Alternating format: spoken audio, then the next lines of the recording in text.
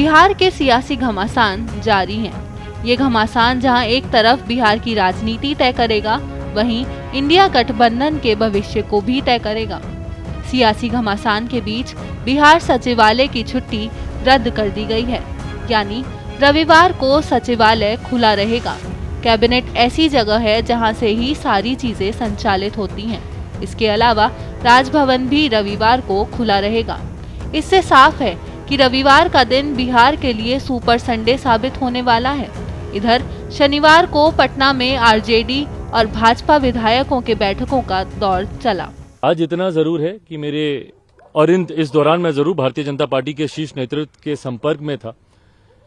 ये जानकारी जरूर प्राप्त हो रही थी कि कुछ चीजें हैं जिसको लेकर जो सुगबुगाहट है वो सही है। आज उन तमाम विषयों पर मेरी भारतीय जनता पार्टी के राष्ट्रीय अध्यक्ष जेपी नड्डा जी, केंद्रीय गृह मंत्री आदरणीय अमित शाह जी से मुलाकात हुई।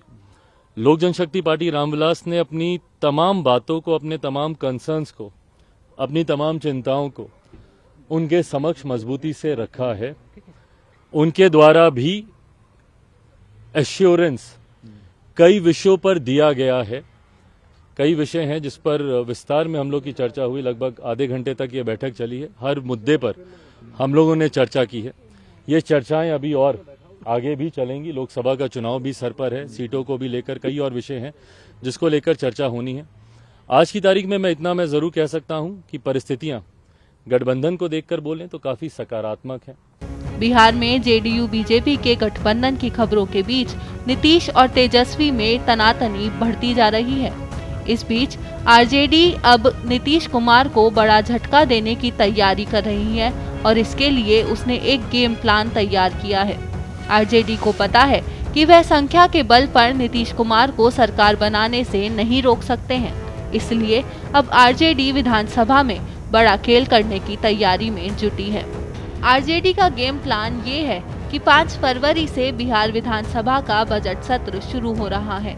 विधानसभा सत्र के दौरान जब नीतीश कुमार विश्वास प्रस्ताव लेकर आएंगे तो उस दौरान जनता दल यूनाइटेड के कुछ विधायकों को वोटिंग के दौरान अनुपस्थित करवा दे, या फिर उससे पहले ही कम से कम 16 विधायक अगर इस्तीफा दे देते हैं तो फिर बिहार विधानसभा का संख्या बल 243 से घटकर 227 पर आ जाएगा और फिर नीतीश कुमार की सरकार गिर जाएगी।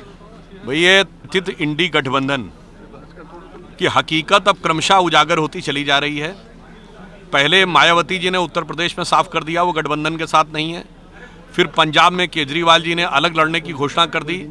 अब पश्चिम बंगाल में ममता बनर्जी जी ने अलग लड़ने की घोषणा कर दी। और बिहार में जो कुछ हो रहा है इसका जवाब तो उन्हीं से पूछा जाए तो ज़्यादा बेहतर होगा।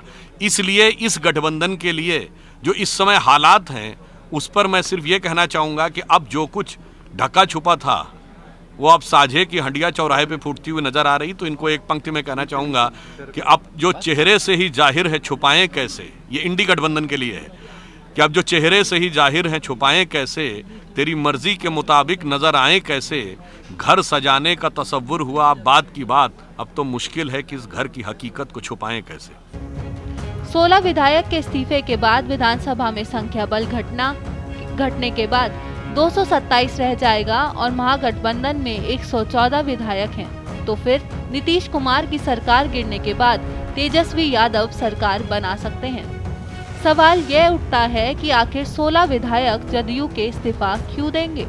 इसका सवाल ये है कि आने वाले एक साल में बिहार में 4 चुनाव होने हैं, लोकसभा चुनाव, राज्यसभा चुनाव, एमएलसी चुनाव और फिर अगले साल बिहार विधानसभा चुनाव।